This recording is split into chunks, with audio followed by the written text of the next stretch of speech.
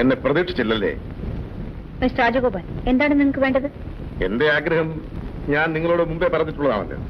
അത് ആവർത്തിക്കാനാണോ ഇപ്പൊ ഇവിടെ വന്നത്? അതെ, ഈ നാട്ടിൽ നിങ്ങളെക്കാൾ സുന്ദരികളായ സ്ത്രീകൾ ഇല്ലാഞ്ഞിട്ടല്ല, അവരിൽ പലരും എന്റെ വധുവാകാൻ ആഗ്രഹിക്കാഞ്ഞിട്ടുമല്ല. എങ്കിൽ അവരിൽ ഒരാളെ വിവാഹം കഴിക്കണം. വേണമെങ്കിൽ മുഴുവൻ പേരെ. ആരാണ് തടസ്സം? നീ. ഒരു സ്ത്രീയുടെ മനസ്സെന്താണെന്ന് നിങ്ങൾക്കറിയില്ല. എന്റെ മനസ്സിന് ഇഷ്ടപ്പെട്ട സ്ത്രീയെ കുറിച്ച് എനിക്കറിയൂ. എന്തു പറയുന്നു? ഒരിക്കലും ഞാൻ നിങ്ങളെ വിവാഹം കഴിക്കില്ല. തീർച്ചയാണോ? രണ്ടുപേരെന്റെ ജീവിതത്തിലുണ്ടായി, ഇനി മറ്റൊരാളും കൂടി ഇല്ല. എണ്ണം തിട്ടമായി പറയുന്നത് നിന്റെ പാതവർക്ക് ഉറപ്പിക്കാനാണോ? എങ്കിൽ നീ ആരുടെ കൂടെയെല്ലാം കഴിഞ്ഞിട്ടുണ്ടെന്നുള്ളത് എനിക്കറിയാം. രാജഗോപാൽ, രസിക്കുന്നില്ല അല്ലേ? അനാവശ്യം പറയരുത്. ജയന്തി, ഈ വീട്ടിൽ നിന്റെ ചാർച്ചക്കാരനാണെന്ന് പറഞ്ഞ് ഒരു പയ്യനെ താമസിപ്പിച്ചിട്ടുണ്ടല്ലോ. അവനുമൊത്ത് നീ കഴിച്ചിട്ടില്ലേ? ഇല്ലെന്ന് സത്യം ചെയ്ത് പറയാമോ?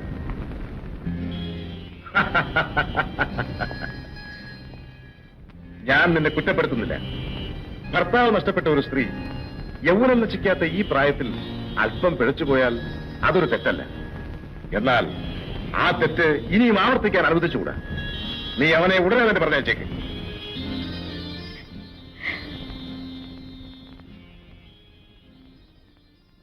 നിനക്കതിൽ വിഷമം കാണും. അക്കാര്യത്തിൽ നിന്നെ ഞാൻ സഹായിക്കാം.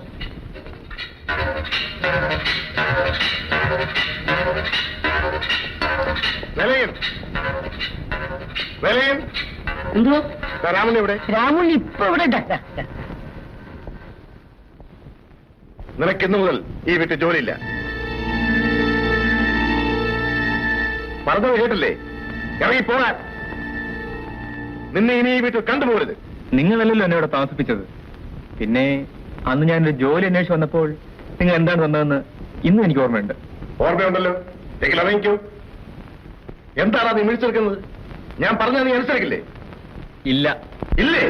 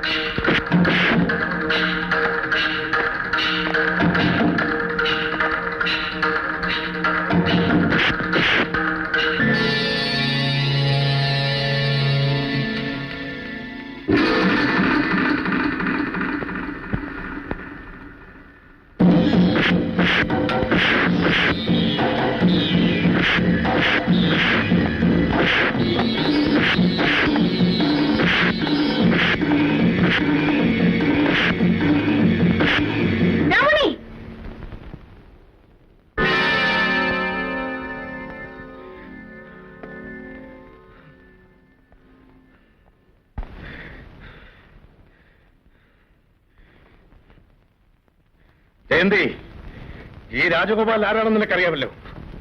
നിന്നെ ഞാൻ വെറുതെ വിടില്ല. സൂക്ഷിച്ചോ.